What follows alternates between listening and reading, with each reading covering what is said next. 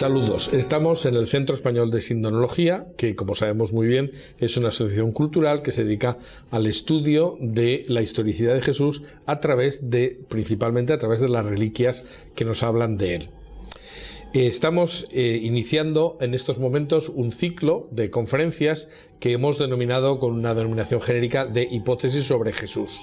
Y esta primera charla, porque van a ser 7, esta primera charla tiene como objetivo tratar algunos temas que se quedarían un poco marginales o que, bueno, vamos a considerar que son temas preliminares. Y a partir de ahí, una vez aclarificados estos 3 temas preliminares de la charla que empezamos ahora, pues en las siguientes iremos desarrollando diversos aspectos hasta, dijéramos, tratar sobre la historicidad de los evangelios, pero concretamente sobre la fiabilidad de los evangelios, etcétera, será al final. De momento, pues lo que vamos a plantearnos es en qué contexto surgen los evangelios, quién es Jesús de Nazaret. En cierta medida, pues nos vamos a remontar a sus antecedentes, hablando de lo que es la religión judía y las características específicas que tiene, que hacen que sea una religión básicamente diferente a todas las otras de la antigüedad, como vamos a ver. Entonces, por tanto, nos planteamos eso, cuestiones preliminares. Este es como sabemos muy bien, el logo de nuestra asociación, y como he dicho, pues el objetivo de este cursillo sobre las distintas hipótesis sobre Jesús, o más concretamente sobre la hipótesis de fe, es decir, que Jesús es el que nos cuentan los evangelios, pues no es un curso de teología. Yo no soy teólogo, soy profesor de la Facultad de Derecho de la Universidad de Valencia y doctor en Historia del Arte, pero no soy teólogo. Y eso sí, pues llevo muchos años investigando y haciendo estudios en torno a la historicidad de Jesús, porque como he dicho, ese es el objetivo general de nuestra actividad cuando hablamos de sindonología, ¿no? El estudio de Jesús a través de las reliquias. Entonces, por eso no vamos a recurrir a grandes teólogos, ni siquiera a grandes filósofos. Es más, de una forma muy sencilla, creo que nos vamos a apoyar básicamente, aunque no es el único libro, ni mucho menos, nos vamos a apoyar en un libro que se llama Hipótesis sobre Jesús, un libro que yo considero de divulgación, pero que creo que está perfectamente en la línea de lo que un laico normal debería saber, puesto que a veces se pide que los laicos se hagan cursos de teología, que no hace falta, o, bueno, por lo menos que profundicen, pero ya se encargan muchos teólogos de hacer que sea incomprensible para el laico normal lo que ellos dicen, ¿no? Y parece que intenten quedar bien ellos y no se entere el pueblo. Bueno, pues yo creo que un ejemplo de lo que se puede hacer y creo que se debe hacer es lo que hace en Hipótesis sobre Jesús Vittorio Messori. Es un libro ya clásico de hace un montón de años, pero suficientemente interesante como para dejar una serie de bases que se puedan utilizar en lo que vamos a utilizar en estas charlas, ¿no? Entonces, de hecho, pues hubo gente que se quedó muy sorprendida cuando el propio Papa emérito, Joseph Ratzinger, en su libro Jesús de Nazaret, cita a Vittorio Messori, ¿no? Y hubo teólogos que dijeron, pero hombre, este no es un teólogo. Bueno, pues hizo muy bien, porque se trataba de hacer un libro que con nivel se dedicara a la alta divulgación. Bien, entonces ya digo, no es el único en el que nos vamos a basar, ni mucho menos, pero nos vamos a ajustar bastante en muchas de estas charlas a lo que él dice, porque yo creo que el planteamiento es correcto, ¿no? También tengo que advertir que vamos a repetir algunas cosas que están dichas en otras charlas. De hecho, grabamos una primera charla que es una especie de resumen de estas 7. Pero, claro, lógicamente, algunas de estas cosas las vamos a repetir, porque no es lo mismo tratar en un tema, en una charla, todos los temas, que ir desarrollando esta materia. Bueno, pues quien quiera podrá ver una charla resumen de las 7, o si no, muchísimo más profundamente, pues puede tratar este tema en esas 7 charlas. Bueno, entonces ya digo, vamos a repetir algunas cosas, pero también eso nos permite impulsarnos, es decir, sobre bases sólidas para ir más allá y complementar y contextualizar mejor los datos. Por otra parte, es imprescindible tratar de una forma amplia, si queremos hablar de la historicidad de Jesús, es imprescindible tratar del contexto histórico en el que Jesús aparece, ¿no? El contexto histórico, social y religioso del que forma parte, porque si hablamos de Jesús como un personaje histórico, tenemos que ver cuáles son sus circunstancias históricas en las que para los cristianos Dios se hace hombre, pero vive en un contexto particular, ¿no? Bueno, entonces, en esta primera charla, pues vamos a tratar, como digo, algunos temas que hemos considerado como temas preliminares y que yo he concretado en 3 aspectos, que luego en otras charlas ampliaremos, pero quería desde el primer momento dejar claras algunas ideas, ¿no? La primera de ellas es por qué el cristianismo es una religión diferente a otras. Y vamos a ver que precisamente esto es muy significativo. Hay muchas religiones en el mundo, pero el cristianismo tiene una serie de notas muy especiales. En segundo lugar, nos plantearemos, pues dando un paso atrás, de dónde viene el cristianismo, y veremos que ya también la fe de los israelitas es realmente también especial. Los israelitas son unos personajes históricos que se consideran ellos mismos el pueblo elegido por Dios. No hay ningún otro pueblo que diga nada parecido en la antigüedad ni en la actualidad. Y ese planteamiento los hace, como digo, muy diferentes también. Y de ahí viene el cristianismo. Y esto tenemos que tenerlo claro. Y por último, pues hablaremos de algo que es quizá muy obvio, por lo menos para mí ya después de tantos años es muy obvio, pero que no siempre lo es para quien nos escucha, ¿no? Que es que existen 3 hipótesis sobre la historicidad de Jesús. Nosotros, como miembros del Centro Español de Sindología, vamos a desarrollar la tercera, pero en esta primera charla veremos las 2 anteriores, ¿no? Es decir, la que consideramos que vamos a llamar la de los míticos y la de los críticos, ¿no? ¿Qué piensan sobre Jesús estos autores que no siguen la línea oficial de la Iglesia Católica durante toda la historia, ¿no? Entonces vamos a centrarnos en la primera pregunta. ¿Por qué es diferente? ¿En qué es diferente el cristianismo? Y quiero tratar 2 temas. En primer lugar, primero hay que dejar claro que el cristianismo es una religión histórica. Y eso es muy concreto. Y ahora veremos por qué. Y segundo, que nos presenta a un Dios oculto. Son 2 características muy importantes para definir el cristianismo. Nos vamos a centrar en la primera. El cristianismo es una religión histórica. ¿Qué queremos decir cuando hablamos de esto? Bueno, queremos decir que no es una filosofía. Hay veces que hablamos de religiones como si fueran todas iguales. Yo tradicionalmente siempre digo, cuando alguien me dice todas las religiones son iguales, suelo decir eso es porque tú no sabes nada de tu religión y mucho menos de las otras, ¿no? Pues efectivamente no es una sabiduría, no es creer en algo, sino en alguien. Eso es muy importante. Yo leí hace tiempo y me quedé impactado porque entendí hasta qué punto estaban perdidas las cosas para mucha gente. Bueno, puede ser mentira también, porque es una anécdota que leí en un periódico y nunca hay que fiarse demasiado de lo que se lee en los periódicos. Pero decían que habían hecho una encuesta a una serie de católicos que salían de misa y les habían preguntado si creían si eran creyentes, ¿no? Y entonces la inmensa mayoría de las respuestas eran sí, yo creo en algo. Horror. Es decir, el cristiano no cree en algo, cree en alguien, porque nuestro Dios es un ser personal, eso es muy importante, ¿no? Pues bien, no es una filosofía que puede existir aunque su fundador pues se hubiera dedicado a filosofar y no hubiera tenido una vida que se ajustara a unos parámetros reales. Es decir, una filosofía como ocurre con el budismo, el confucianismo, etcétera, no necesariamente están basadas en la historicidad de los personajes que crean esas religiones. Sin embargo, el cristianismo sí.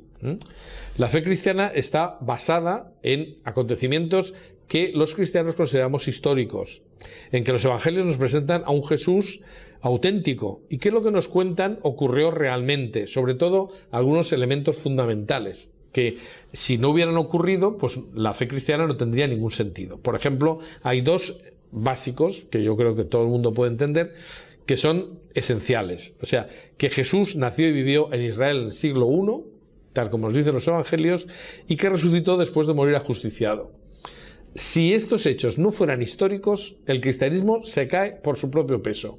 Ya digo, no es un modo de vivir, no es una filosofía, no es un pensamiento más o menos positivo o algo parecido. El cristianismo, por tanto, es una religión histórica. Pero que es curioso porque la pretensión de la historicidad de Jesús y del cristianismo, en definitiva, se toma por algunos como un caballo de batalla, ¿no? Es decir, hay veces que hay gente que piensa que es fundamental demostrar que el cristianismo no se corresponde con un personaje histórico. Evidentemente, para negar la posibilidad de esa religión cristiana, ¿no? Entonces, dicen que hay acontecimientos que se citan en el Evangelio que no son históricos. Sin embargo, frente a datos históricos o supuestamente históricos, contraponen no otros datos basados en la historia que contradigan lo que dice el Evangelio, sino que normalmente utilizan frente a esos datos que niegan, utilizan argumentos de carácter filosófico. Y eso es lo que no vale. Más adelante en otra charla incidiremos un poquito más en esto. Pero está claro que si tú quieres negar, por ejemplo, que Jesús nació en Belén, tendrías que demostrar que nació en otro sitio. No basta con negarlo y decir, no, eso es que es un invento de los evangelistas, ¿no? O de los que escribieron el Evangelio. Frente a datos históricos que tú quieres negar, tendrás que poner que tienes alguna otra prueba que diga lo contrario. Lo que no puedes decir es, no, es que a mí esto no me encaja porque yo pienso que él vivió en Nazaret y tuvo que nacer en Nazaret. Eso simplemente es poner tu pensamiento por encima de lo que nos dice el Evangelio y, sin embargo, sin contraponer un dato supuestamente histórico que contradiga lo que sí que nos dicen los testigos que ponen por escrito los textos del Evangelio, ¿no? Así que, como digo, quienes atacan la historicidad de los evangelios se basan en gran medida en criterios filosóficos, mitológicos, literarios, etcétera, no en criterios históricos. Ya digo, esto lo volvemos a repetir, pero es importante tenerlo claro ya desde el principio. Es decir, no se puede dar por sentado que los evangelios no sean históricos y frente a unos datos que sí que están allí se contraponga simplemente una opinión. Por tanto, esto es primer dato, el cristianismo es una religión histórica. Segundo dato que queríamos decir, el cristianismo presenta a un Dios oculto. Parece que eso no tenga ninguna importancia, pero es fundamental, porque ni la ciencia ni la filosofía bastan para llegar al convencimiento de la existencia de Dios. Esto hay que tenerlo claro. La filosofía o la ciencia solo puede arrojar algunas razones que sirvan para reforzar la del que ya cree. Es decir, el creyente puede basarse en la filosofía o en la ciencia para corroborar o para apuntalar su fe, dijéramos. Pero hay que ser claros, la ciencia y la filosofía no nos dan una visión clara de Dios. Y en todo caso nos darían pues una visión que no es la del cristiano. Es decir, por tanto, estas ciencias auxiliares nos sirven para apuntalar la fe o para tener más razones, ¿no?, para creer. Pero desde luego, para el que no cree, no hay ningún razonamiento que sea suficiente como en la ciencia o en la filosofía como para creer.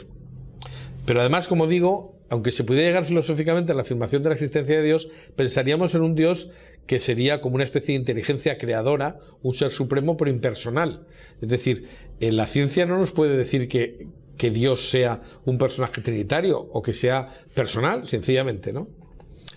Pues bien, eso es interesante porque hay que decir que si el ocultamiento de Dios es el criterio para juzgar la veracidad de una religión, pues tendríamos un argumento muy a favor de la veracidad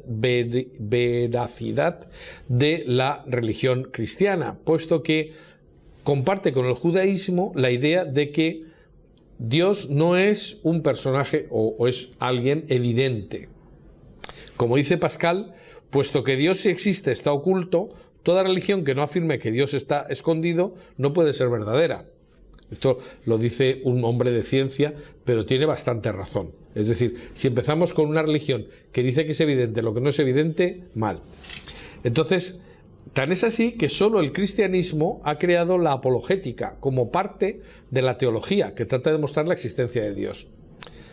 Y así tenemos un montón de autores, San Pablo, San Cirilo, Patriarca de Alejandría, Isaías, etcétera, que nos hablan, que están poniendo las bases de la apologética, ¿no?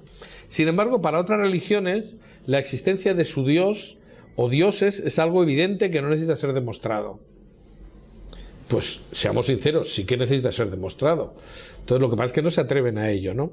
Así, por ejemplo, la otra gran religión monoteísta, aparte del judaísmo y el cristianismo, que es el Islam, dice que Alá es como el sol que resplandece en el cielo. Por tanto, no se tiene que demostrar su existencia porque todo el mundo la ve. Bien, pues partiendo de esa idea, es decir, tenemos que ver por qué la apologética intenta demostrar la existencia de Dios, porque no es evidente. Pero que es curioso porque si Jesús es Dios, en él también se oculta la divinidad. Dios no solamente se oculta más allá de la naturaleza, sino que el ocultamiento de Dios también se hace patente en Jesucristo. Jesús no es una manifestación espectacular de Dios. Muchas veces hemos pensado, ¿y por qué Dios no se aparece de una forma manifiesta y deja clarísimo su existencia y tal? Bueno, ahora veremos que hay algunas razones que han pensado algunos pensadores como para que Dios no hiciera eso. Pero como niños siempre hemos pensado, hombre, ¿por qué no Dios suprime a los malos y llega aquí y arrasa y deja manifiesta su existencia? Bueno, pues porque actúa como Dios mismo actúa en la naturaleza, ¿no? Dios queda escondido en una existencia aparentemente ordinaria como la de Jesús. ¿Por qué? He dicho, hay algunos pensadores que han planteado cuáles son las razones de ese ocultamiento. Y la verdad es que se pueden encontrar algunas posibles explicaciones para ello, ¿no? Por ejemplo, la primera es que parece que Dios no quiere salvar al hombre sin su cooperación. Lo que dice el autor clásico, Dios que te creó sin contar contigo, no te salvará sin contar contigo, ¿no? Y el propio Vittorio Messori, en el libro que estamos citando, dice, Dios da la luz suficiente para que el que quiera creer, crea, y bastante oscuridad para el que no quiera creer, no crea. ¿Y esto por qué? Bueno, pues porque hay una cosa que es básica, que es esencial, es que para Dios es importantísima la libertad. Y entonces uno piensa, bueno, pero la libertad que te lleva a condenarte, ¿cómo Dios puede permitir esa libertad? Bueno, ya te dará, subjetivamente te darán los motivos para que en un momento determinado puedas salir del error. Eso está claro, pero no quiere apabullar. Y eso es precisamente la segunda de las razones. Y podemos citar un personaje histórico que es Simone Weil, que dice literalmente, Dios no podía crear sino escondiéndose. De lo contrario, no se vería existir más que a Él solo. Quizás solo ha dejado entrever de sí mismo lo suficiente para que a partir de su fe en Él, el hombre se sienta impulsado a ocuparse del hombre, para que el cielo no le haga olvidarse de la tierra. Es un planteamiento original, pero me parece bastante atendible, es bastante racional. Otro personaje que podríamos citar, en lo que dice es que Dios respeta la libertad del hombre. Esto es la clave de todo, es esa libertad, ¿no?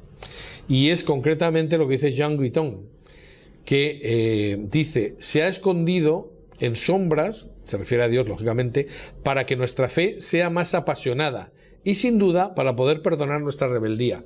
Si Dios fuera tan evidente que no podríamos negarlo sin cometer un claro acto de hipocresía o de maldad, pues evidentemente no habría posibilidad después de de pedir perdón, ¿no? Porque has actuado a conciencia, ¿no?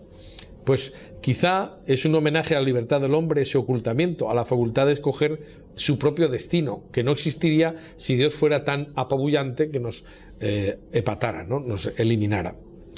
Otra cuarta razón es, que podemos citar, que me parece interesante, es que Dios es un ser personal y como cualquier persona se deja conocer, como lo haría un hombre. Es decir, nosotros podemos pensar que existe el vecino, pero si no hablamos con él no sabremos cuáles son las cosas que le preocupan, a quien quiere, en fin, podemos ver sus manifestaciones externas, pero necesitamos tratar con la persona para saber realmente cuál es su intimidad. Eso es fundamental. Dios se deja conocer como una persona se deja conocer a otra. Es decir, todo encuentro presupone una autorrevelación de una parte y de la otra parte de esa relación, la confianza en que no nos miente. Eso sería la fe. Por eso esta estructura que vale para los encuentros personales, vale también para conocer a Dios. Entre Dios y el hombre se puede establecer una relación personal. Eso es absolutamente original dentro de la religión cristiana. Por supuesto, ni los musulmanes ni los judíos piensan en absoluto que esto pueda darse con su Dios. Esto es una característica muy especial del cristianismo. Así, al cristiano no le basta afirmar que Dios existe para poder decir que le conoce. No le basta tampoco acumular demostraciones científicas o filosóficas. La única manera de ser cristiano es conocer al Dios cristiano. Y ese conocimiento se hace en el trato personal.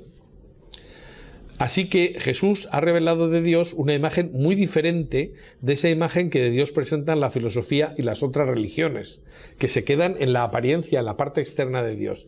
Jesús nos ha revelado que Dios es amor, y eso es una diferencia básica. Jesús revela un Dios cuyo principal atributo, como digo, es el amor, pero la diferencia es básica porque otras religiones lo que creen, lo que nos muestran es un concepto de Dios con atributos fundamentales como la existencia o la omnipotencia, pero no su entraña personal. Bueno, pues esto es otra de las cosas, es la primera de las cosas que teníamos que dejar claras. ¿Por qué el cristianismo es diferente? Pues le hemos dado unas cuantas razones para ello. Por lo menos constatamos su diferencia.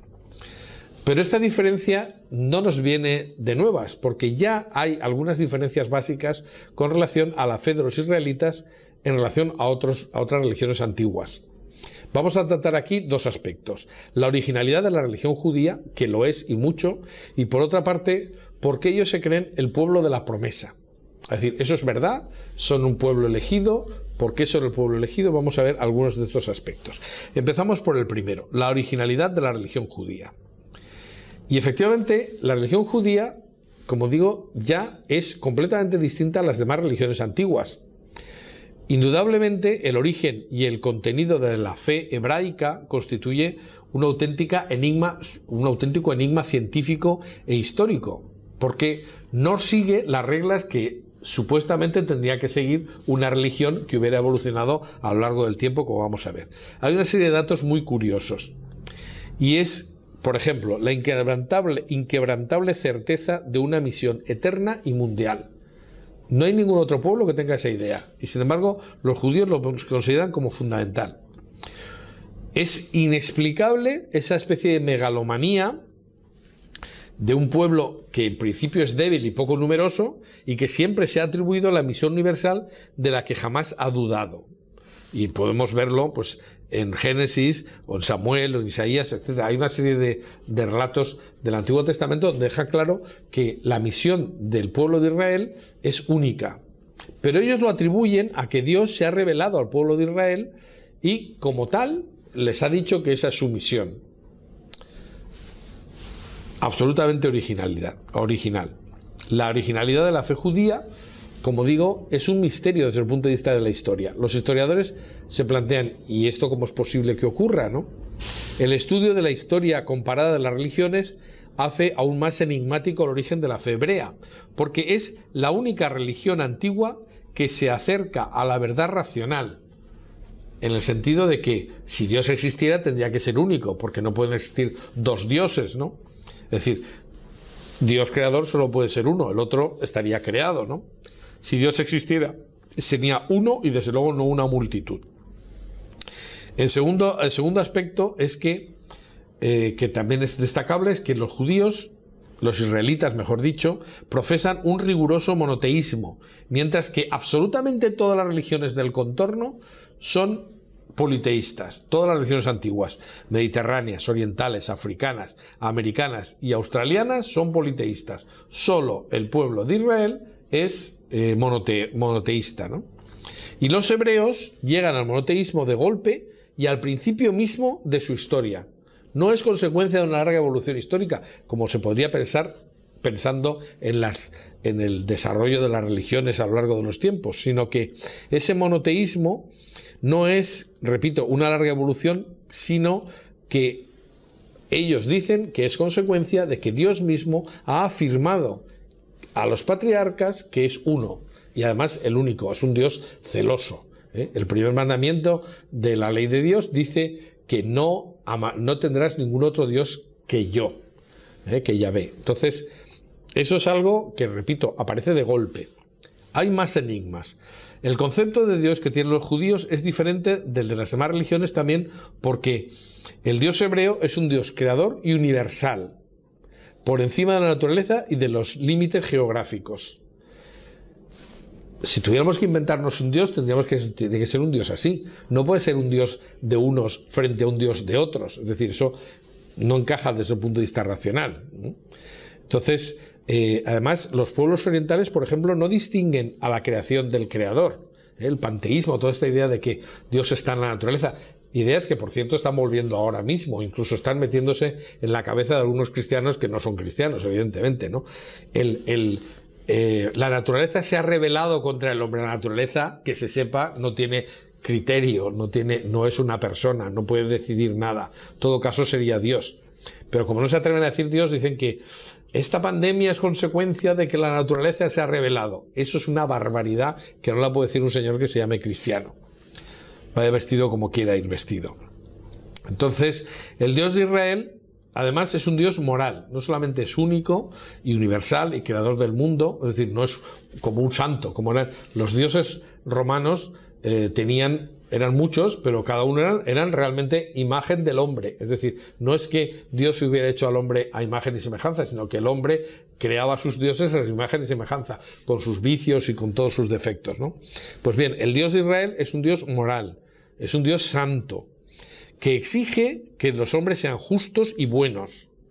Tenemos Levítico, Isaías, etcétera, tenemos unas citas. Y en las demás religiones los dioses se revisten de los vicios y las virtudes humanas. Ya digo, son una creación humana, son reflejo de lo que piensa el hombre de sí mismo. Pues bien, esta concepción es común, en la de Dios uno y un Dios moral, es común a todo el pueblo de Israel. Y no solamente a la clase dirigente que piensa que es más racional, sino que es común a todos los israelitas. Y esto se escapa a cualquier explicación científica de los orígenes de una religión. Pues no deja de ser curioso que esto ocurra en los judíos, ¿no? La religión de los israelitas. Una religión que se salta, por tanto, las leyes históricas que regulan otras religiones. Por ejemplo, ordinariamente el sistema religioso de un pueblo va ligado a su desarrollo global, dicen los estudiosos de las religiones. Pero el desarrollo del pueblo de Israel no es un pueblo que destaque en la antigüedad por ser el que tenga la máxima evolución o la que tenga el desarrollo económico más importante. Es decir, no se puede comparar la religión del pueblo de Israel, por ejemplo, con la de los egipcios. Era un pueblo mucho más desarrollado y desde muchos puntos de vista muy superior al judío, ¿no? Entonces, ¿cómo se compagina una religión elevadísima desde el punto de vista racional, moral, etcétera, con un desarrollo medio en el pueblo que tiene esa religión? Pues esto es algo que los historiadores de la religión no terminan de explicarse. También hay que decir que el judaísmo tiene una concepción laica del mundo, que difiere de los sistemas sacrales y mágicos de la antigüedad. Es decir, hay una separación clara entre el Dios y la creación, la criatura. Es decir, Dios no se confunde con lo que ha sido creado por él. Está por encima. Eso, entre otras cosas, ha permitido el desarrollo de la ciencia. Las filosofías orientales no son capaces de distinguir pues las manifestaciones de Dios mismo. El hecho de que haya un Dios que crea el cielo y la tierra y tal, pero que está al margen de esa materia, nos permite que nosotros los hombres podamos estudiar científicamente las cosas, porque no estamos tratando con aspectos mágicos o aspectos religiosos, estamos hablando con aspectos puramente materiales que se pueden estudiar perfectamente, ¿no? Y también la concepción del Dios judío se ha mantenido, también es otra cosa sorprendente desde el punto de vista de la historia de las religiones, se ha mantenido invariable a lo largo de la historia. Es decir, los judíos tienen un carácter dogmático muy fuerte, es decir, ellos consideran que Dios se revela de una determinada manera y no intentan evolucionarlo, no hay cambios, cosa que sí ocurre con otras religiones, ¿no? Es decir, la concepción de Dios judía se ha mantenido invariable, como digo, a lo largo de la historia. Debería haberse producido algún tipo de evolución, como ocurre y ha ocurrido en otras religiones. Aún hay otro aspecto que quiero destacar, y es que en la antigüedad todos los pueblos de la antigüedad, como consecuencia también su propia religión, tienden a pensar que la historia es como un círculo que se repite invariablemente. Todo pasa y todo se repite. Esto es la idea que tenían las religiones antiguas. Sin embargo, es consustancial y es consecuencia de la idea de Dios que tienen los judíos, los israelitas, y es la base de la cultura moderna, la idea de que las cosas evolucionan, que no van repitiéndose circularmente, sino que se tiende hacia un futuro que va a ser distinto del pasado. Efectivamente, la idea de progreso, como digo, base de la cultura moderna, es la que la debemos al pueblo de Israel, ya que sus esperanzas en una serie de promesas que se cumplirían en el futuro les hacía pensar que el futuro sería distinto, no sería como el pasado. Y en eso superan a la cultura clásica. Quizá por eso Israel es el único pueblo que superó el derrumbamiento del mundo antiguo, conservando intacta su identidad. Tal es así que Tácito ya manifestaba el estupor del mundo antiguo por este fenómeno. Dice: Moisés formó un pueblo que aún perdura, dándole ritos no solo inéditos, sino contrarios a los de todos los demás pueblos. Bueno, pues una pequeña parte de esa justificación o de esa explicación es precisamente que se produce la evolución, es decir, que puede haber un pasado, un presente y un futuro circulares, sino que se progresa. Eso es fundamental en el concepto moderno del cosmos, de lo que es el mundo desde el punto de vista filosófico actual. Otra cosa quería destacar en este segundo aspecto, que es Israel se considera el pueblo de la promesa. Y efectivamente, si vemos el Antiguo Testamento, todo el Antiguo Testamento mezcla promesas, pero también amenazas para Israel. El Antiguo Testamento asigna a los judíos una misión divina especial, como hemos dicho, pero lo hace de una forma muy curiosa, porque vaticina la difusión de la fe judía y la pervivencia eterna del pueblo judío, pero a su vez anuncia que el liderazgo espiritual le será arrebatado un día, así dice Ezequiel en el capítulo 34. También se vaticina la expansión mundial del culto a Dios y el fin del monopolio hebreo. Es decir, les dice que son el pueblo de la promesa, pero establece un límite. Es decir, ojo, porque no seréis durante mucho tiempo, pero ese liderazgo pasará de vosotros, o sea, os trascenderá. Así dice, por ejemplo, Isaías en el capítulo 66. Se profetiza además la nueva alianza, es decir, la alianza de Dios con el pueblo de Israel está clara, pero habrá una nueva alianza y una ceguera que hará que todo el pueblo quede herido, ¿no? Así dice, por ejemplo, la Primera de Reyes, capítulo 9, o Isaías en el capítulo 56. Y también se dice que Israel será el guardián de las actas y promesas, pero sin llegar a entenderlas plenamente. Es decir, supuestamente Dios en el Antiguo Testamento les dice una serie de cosas que son maravillosas, pero también les dice: ojo, porque quedaréis ciegos, que no os enteraréis que vuestra primacía pasará a otro pueblo. ¿Hay algún pueblo, alguna religión que diga esto? Eso es absolutamente insólito. Pero el cristianismo le supera, porque en cierta medida admite todo esto, pero además el cristianismo cree ser la realización de esa promesa. Es decir, tenemos una religión basada en otra que lo que dice es que lo que se promete en el Antiguo Testamento se ha realizado en el Nuevo Testamento. Entonces, en el Antiguo Testamento se anuncia una profundización de la fe judía sin renegar de sus orígenes. Y esto lo dice la propia religión judía, ¿no? Jeremías en el capítulo 31 y Ezequiel en el capítulo 36 afirman que ya no harán falta los profetas. Es decir, hablan de que va a haber un cumplimiento y ese cumplimiento se va a dar. Por tanto, es indiscutible que a partir de un momento el predominio religioso de Israel se transfiere a otro. Eso estaba profetizado, no es nada raro.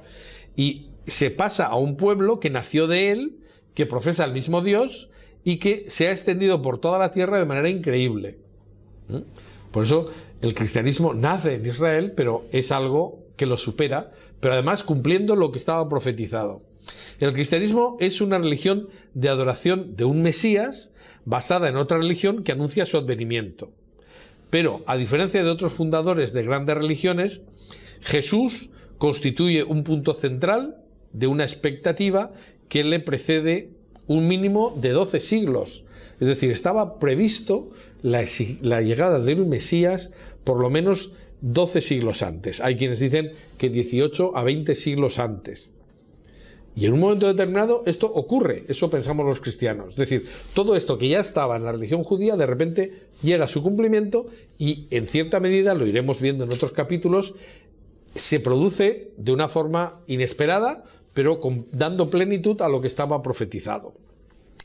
Por eso, y esto es el tercer tema que quería tratar en esta primera charla, es muy importante tener clara la historicidad de Jesús. Y este es el tema de todas estas charlas, ¿no? O sea, hipótesis sobre Jesús. Hipótesis en el sentido plural, porque vamos a ver que existen tres. Vamos a descartar las dos primeras en esta primera charla y a partir de la tercera hablaremos de la hipótesis de que efectivamente Jesús sea el cumplimiento de las promesas de Israel. Entonces, tenemos que partir, como digo, y el esquema que sigo es precisamente el de Vittorio Messori. Hay tres hipótesis que se han desarrollado históricamente. Por una parte está la hipótesis crítica, que dice que Jesús en realidad es un hombre que se ha convertido en Dios con el paso del tiempo. La hipótesis mítica, que dice que es un hombre al que se le ha puesto un mito ya existente, ¿no? Y luego la tercera hipótesis, que los evangelios dicen lo que sabemos de él, ¿no? Y que lo que dicen los evangelios es la realidad. Pues bien, esto no se ha discutido en 18 siglos de cristianismo. Durante los casi 18 siglos primeros del cristianismo, nadie discutió que Jesús fuera el que nos describen los evangelios. Nadie tenía por qué dudar de ello y el cristianismo se había desarrollado sin ningún problema desde el punto de vista filosófico e intelectual. Sin embargo, en el siglo XVIII se produce una especie de la aparición de los filósofos de la duda, ¿no? Podemos decir. Y estos empiezan a atacar la historicidad de Jesús, pero no ocurre por casualidad. Es decir, este ataque, esta duda sobre la historicidad de Jesús se produce en ambientes muy concretos. Es decir, que tenían una ideología previa que hay que tener claro. Es decir, esto es como cuando dicen, no, es que el mundo está evolucionando. Bueno, el mundo lo están haciendo evolucionar determinadas personas que están dirigiéndonos. Esto hay que tenerlo claro. Bueno, pues esto empezó ya hace mucho tiempo, ¿no? Es decir, hay una serie de pensadores que deciden acabar con esa cultura cristiana y lo hacen siguiendo una ideología que tienen previa, ¿no? Entonces, precisamente la discusión o el cuestionamiento de la figura histórica de Jesús se produce en ambientes, inicialmente, entre enciclopedistas e ilustrados, que por cierto se llaman a sí mismos ilustrados, para decir que todos los anteriores y todos los que no sean ellos son los que están en la oscuridad, ¿no? Ellos son en la luz y todos los demás la oscuridad. No digo nada de lo que ha sido la Edad Media cristiana, etcétera, que consideran que es nefasta. Pero bien, pues ya digo, con este planteamiento filosófico hacen todo lo posible por derrumbar esa figura que nadie había puesto en duda, que era la figura del propio Jesucristo. Así que podemos decir, resumiendo muchísimo, que el primer autor que cuestiona directamente los evangelios es Hermann Samuel Reimarus, que era profesor alemán de lenguas orientales, y lo hace en una obra que se llama Apología de los adoradores racionales de Dios. Es decir, deja claro que su planteamiento es un planteamiento racionalista. Y esta obra fue publicada tras su muerte en 1778. La hipótesis crítica, que es la primera a la que da lugar este tipo de planteamiento, es decir, nosotros no podemos aceptar que sea real nada que exceda de la razón. El problema es que tu razón no es la razón, es tu razón. Es decir, si yo no sé nada de física y digo que es imposible que un átomo pase de un sitio a otro sin pasar por el medio, pues puedo decir, porque lo contrario es irracional. Y luego resulta que te hacen un experimento los físicos y te dicen, pues oiga, un átomo no, pero partículas subatómicas sí que pueden pues atravesar una pared sin pasar por medio. Y eso lo podemos demostrar. Y dices, pues eso no es aceptable. Bueno, no es aceptable según tu razón, pero tú qué sabes de lo que es la realidad del mundo, ¿no? Bueno, pues eso hay que tener en cuenta. Cuando uno dice, esto no es racional, lo primero que tiene que decir es que no me cabe a mí en mi mente, pero eso no quiere decir que sea irracional, ¿no? Bueno, entonces la hipótesis crítica, vamos a centrarnos, hipótesis crítica, hipótesis mítica y la de los evangelios. Entonces la hipótesis crítica es la que considera que Dios no es, o sea, que Jesús simplemente es un hombre que con el tiempo ha sido divinizado progresivamente. En esta línea podemos citar como autores críticos, por ejemplo, a Renan del siglo XIX, finales del siglo XIX, o Alfred Loisy, que es ya del siglo XX, de mediados del siglo XIX hasta mediados del siglo XX. Según esta hipótesis crítica, como digo, sería un hombre convertido en Dios. Y algunos de sus planteamientos son los siguientes. Primero, en los orígenes, la fe cristiana se fundaría en un hombre excepcional y después sería divinizado posteriormente por sus discípulos, atribuyéndole milagros y resurrección de muertos. Según esto, no podría saberse realmente cómo ocurrieron los hechos, porque los escritos del Evangelio no son escritos históricos, son escritos de fe, y lo que se hacen es para que la gente crea. Y eso es verdad, pero tomado como lo toman estos autores, viene a decir, o sea, mentimos para que la gente crea. Esa es la duda que está detrás de su afirmación, porque es lícito, y así lo dicen los evangelios, esto se ha escrito para que la gente crea, es decir, para que vea que su fe está basada en algo, y no, si se interpreta como lo interpretan los críticos, pues evidentemente cambia completamente el panorama, ¿no? Pues bien, son documentos de fe y no de historia los evangelios, pero eso no quiere decir que sean mentira, ¿no? Habrá que verlo y lo veremos en las distintas charlas.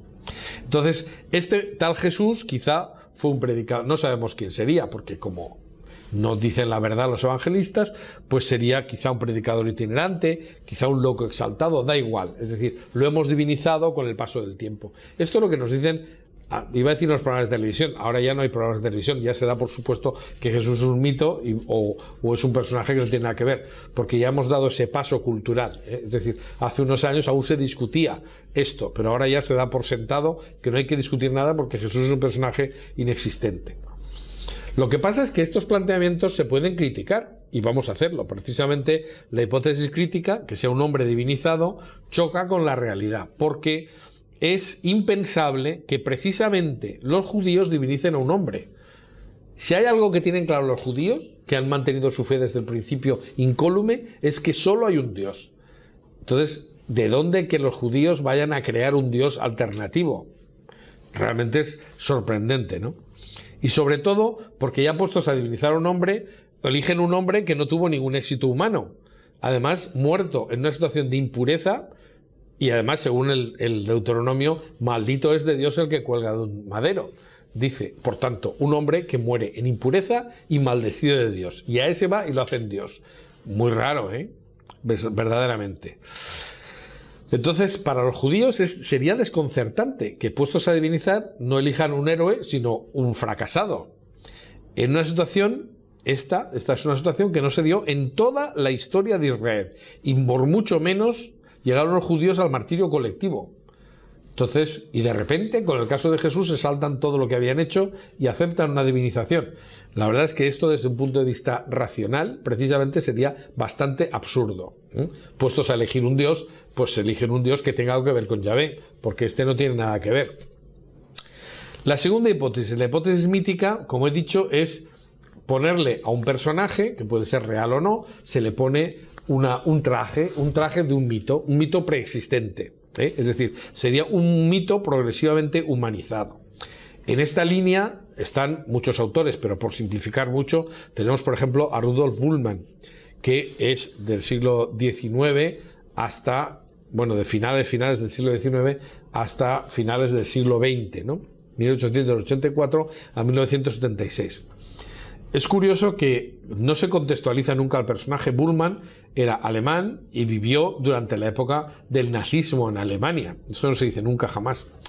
Pero fue de los pocos que Hitler mantuvo en su cátedra como teólogo, porque al nacionalsocialismo alemán le interesaba mucho que hubiera alguien que desde las filas supuestamente cristianas dijera que Dios no se había hecho judío.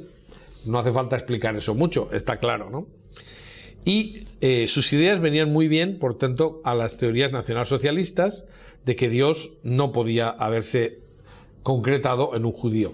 De hecho, hay una corriente dentro de los nazis que dice que Jesús era un hijo ilegítimo, pero no era judío. Es decir, venía de la raza aria, y eso era más admisible a ellos. Bien, la hipótesis mítica, por tanto, le es indiferente a la persona. Lo que dicen es que es la personificación de un mito, o de varios mitos, ¿no? Por tanto, aquí podríamos decir, para simplificar, que es como de un dios se llega a un hombre, ¿no? A diferencia de lo anterior, que era de un hombre divinizado. Pues bien, los evangelios serían, según los míticos, algo simbólico. Solo contarían hechos que no ocurrieron realmente, sino que son mitos y realmente no son acontecimientos reales.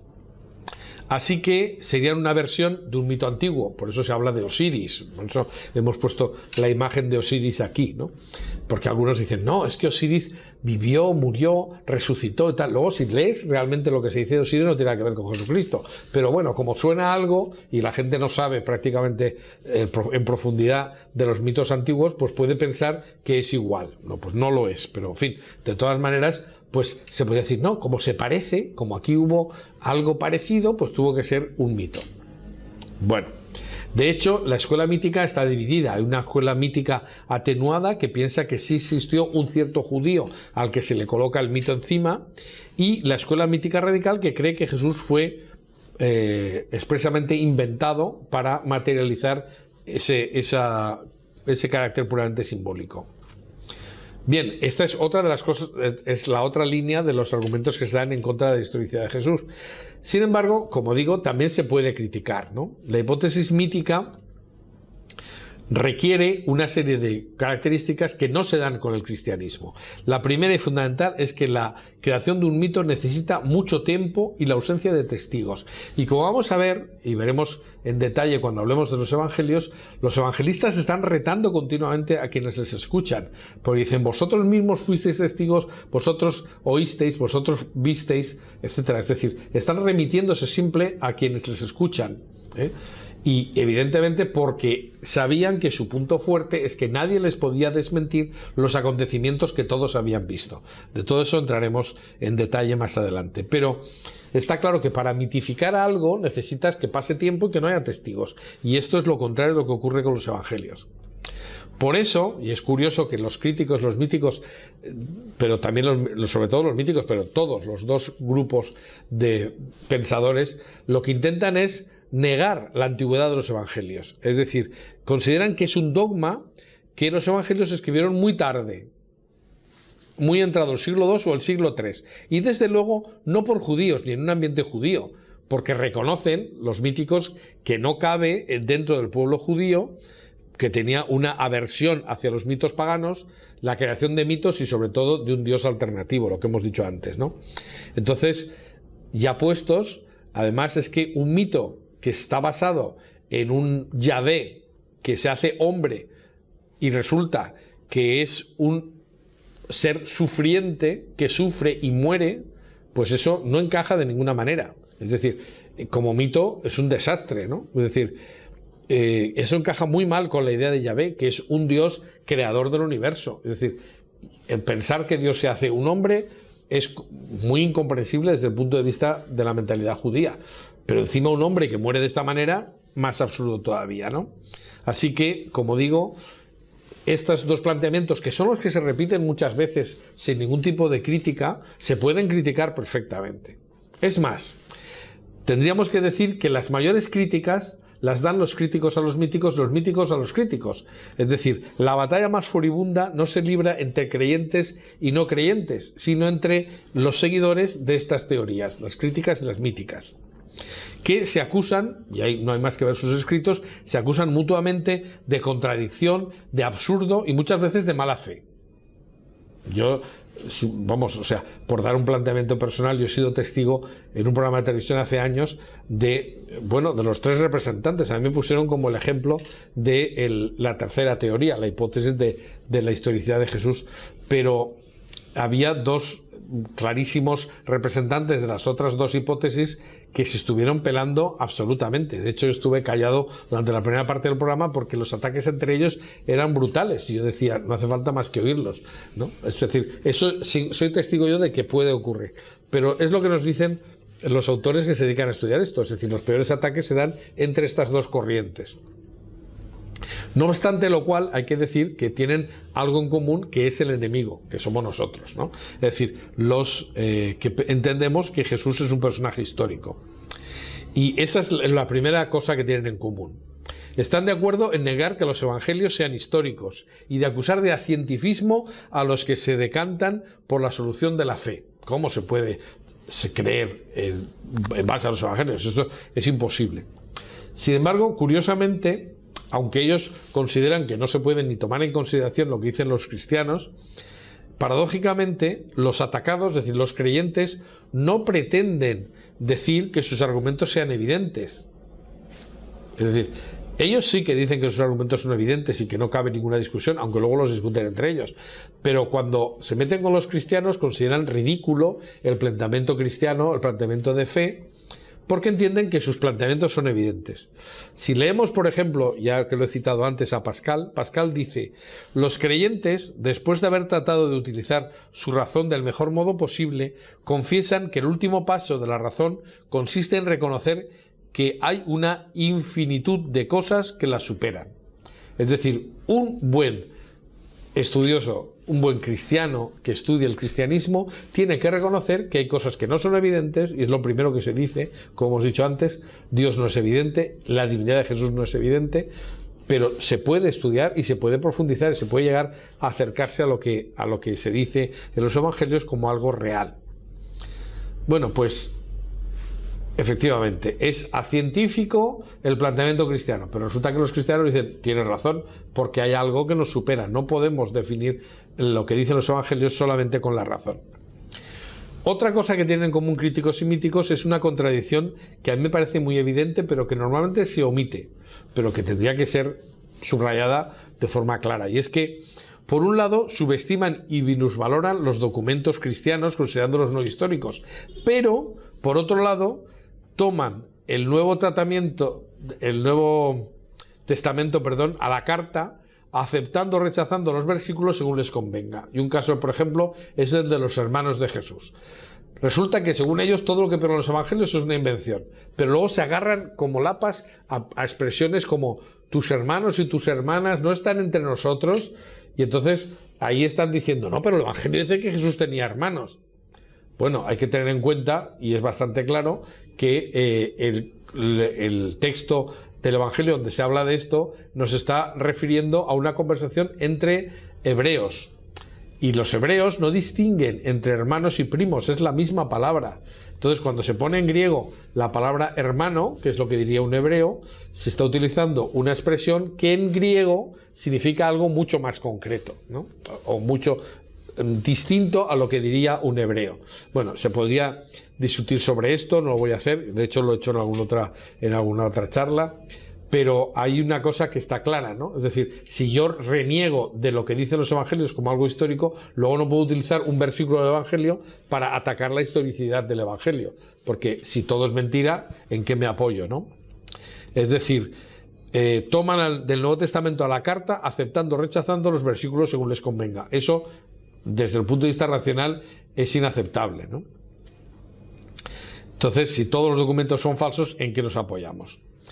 Y en tercer y último lugar, pues lo que tienen en común las dos hipótesis, crítica y mítica, son sus conclusiones. Consideran que los evangelios habrían sido redactados por la comunidad cristiana primitiva de acuerdo con sus intereses, lo que hemos dicho antes, ¿no? Es decir, son escritos que se han hecho para que la gente crea, por tanto, engañándoles. Y entonces distinguen claramente entre el Cristo de la fe y el Jesús de la historia. Es decir, una cosa sería el Jesús de la historia, que sería un personaje existente o no, pues un gran personaje o un señor neutro que no tuviera ninguna importancia. Pero ese es el Jesús de la historia que no tiene que ver con el Cristo de la fe. Te dicen: no, la fe ha sido creada por una comunidad primitiva que se ha inventado un personaje y por tanto los cristianos no pueden tomarse al pie de la letra lo que dicen los evangelios. Bien, pues resulta que algunos de esos argumentos que dan son bastante tramposos.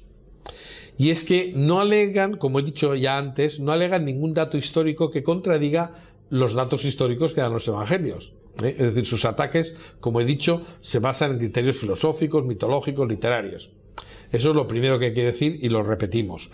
Segundo, dan por probado lo que debían demostrar. Es decir, no es lícito desde un punto de vista racional, después de decir que ellos siguen la racionalidad, decir: yo tengo esta hipótesis, y como tengo esta hipótesis ya la tengo demostrada. Vamos, yo me dedico al derecho profesionalmente, soy profesor de la Facultad de Derecho, y tengo clarísimo que mantener una hipótesis de quién es el autor de un asesinato no lo demuestra. Tendrás que utilizar una serie de pruebas que digan por qué esa hipótesis tiene fundamento.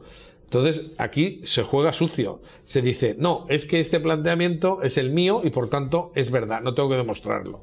Pues eso es inaceptable, ¿no?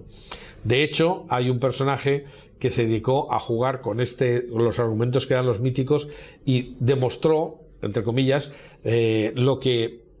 utilizando los mismos argumentos que utilizan los míticos para negar la historicidad de Jesús, lo utilizó para negar la historicidad de Napoleón, porque decía que era todo un mito, ¿no? Es decir, que salía por el este, se ponía por el oeste, en fin, cosas así, que realmente era un mito que lo que estaba era recogiendo en una persona los atributos del sol. Una cosa así parecida. Es decir, no se puede jugar con esto. La racionalidad tiene que ser una y no puede uno hacer saltos lógicos. Y como he dicho y repito, los planteamientos de algunos de estos estudiosos que siguen pues la crítica a la historicidad de Jesús suelen evidenciar una ideología, y eso no hay que ser ingenuos así, ¿no? Es decir, se evidencia una ideología y le colocan a Jesús el ropaje que les interesa, ¿no? Estas son algunas fotos que utilizo yo habitualmente, que encontré en internet hace años y me hace mucha gracia, ¿no? Porque Jesús se presenta, según quien te lo diga, como un maestro gnóstico, como un genio religioso, como un moralista, como un comunista, como un prototipo del ario, como un liberador, como un hippie, como un feminista, como un ecologista. Todo eso se ha dicho de Jesús, en el siglo XX, convulso por no aceptar que Jesús es el que nos dicen los evangelios. Sin embargo, hay que tener en cuenta que la crítica a la historicidad de Jesús nos ha hecho un gran favor a los cristianos, porque algo que no habíamos puesto nunca en duda nos ha obligado a fundamentar mejor nuestra fe, y eso es algo que debería ser claro en todo cristiano. Es decir, no se puede tener la fe del carbonero con la que está cayendo, ¿no? Es decir, y de hecho, quienes tenían la fe del carbonero hace unos años, yo no sé en otros países, supongo que también, pero en España todos esos han desaparecido. Quien iba a misa por costumbre o porque iban otros, ha dejado de ir a misa, evidentemente, porque no había nada detrás. Es decir, no se ha formado a generaciones de cristianos que tuvieran un planteamiento sólido de por qué creían. Y así la estamos pagando, porque evidentemente, pues cuando cambian o se hacen cambiar los vientos sociales, pues todo desaparece, ¿no? Bien, entonces, como digo, nos han venido bien, pero no hay que olvidar que cuando se acusa de parcialidad a los creyentes, hay que decir que quienes niegan la historicidad de los evangelios muchas veces son igual de parciales o mucho más visiblemente parciales, porque a veces incluso lo dicen, ¿no? Hay algún autor que dice que su objetivo cuando estudia el Evangelio es desmontar la historicidad versículo a versículo. Pues hombre, pues eso muy objetivo no parece que sea, ¿no? Es decir, eso indica una intencionalidad. También se demuestra un espíritu totalmente científico cuando se lanzan, como he dicho y he reiterado, hipótesis, puramente hipótesis, como si fuera algo indiscutible. Eso no se puede admitir. Y de momento demuestra una falta de humildad considerable. Tampoco es casual que todas estas corrientes y teorías bíblicas contrarias a la historicidad de los evangelios tengan su origen más o menos directo en Alemania. Y dices, oh, no me dirá usted que es usted contrario a los alemanes. No, señor, yo a los alemanes les tengo mucho cariño. Pero hay que reconocer que su modo de pensar tiende a la abstracción. De hecho, grandísimas teorías, grandes construcciones filosóficas, pues han tenido su origen en Alemania, que son, bueno, pues cada pueblo tiene una serie de características. Los alemanes tienden hacia la abstracción, a crearse grandes estructuras mentales abstractas, ¿no? sin poner pie en tierra en ocasiones, ¿no? Y no es por casualidad que todos sean alemanes. Marx, Hegel, Nietzsche, Hitler, todos ellos han tenido una base, un tipo de educación y un tipo de planteamiento que está dentro del contexto de lo que es el pensamiento alemán, ¿no? Incluso hoy día los luteranos tienden a decir que para que la fe sea pura, es decir, ¿cómo sé que mi fe es pura? porque no se apoya en nada histórico. O sea, es decir, tú tienes que tener fe a pesar de que no tienes ningún argumento para demostrarla. Hombre, pues eso no es muy racional precisamente. Pero un pueblo que tiene la tendencia a pensar que eso es lo bueno, pues lógicamente tiende a utilizar este tipo de argumentos, ¿no? Ni es bueno ni es malo, simplemente es. Es decir, que eso de pensar que la fe no se tiene que apoyar en nada, pues lo que te lleva es a que cuando llega alguien que te da un argumento en contra no sepas decir nada, ¿no? Ni a favor ni en contra. Mejor dicho, no puedes defender lo que piensas porque como no te basas en nada, no hay nada objetivo que puedas alegar.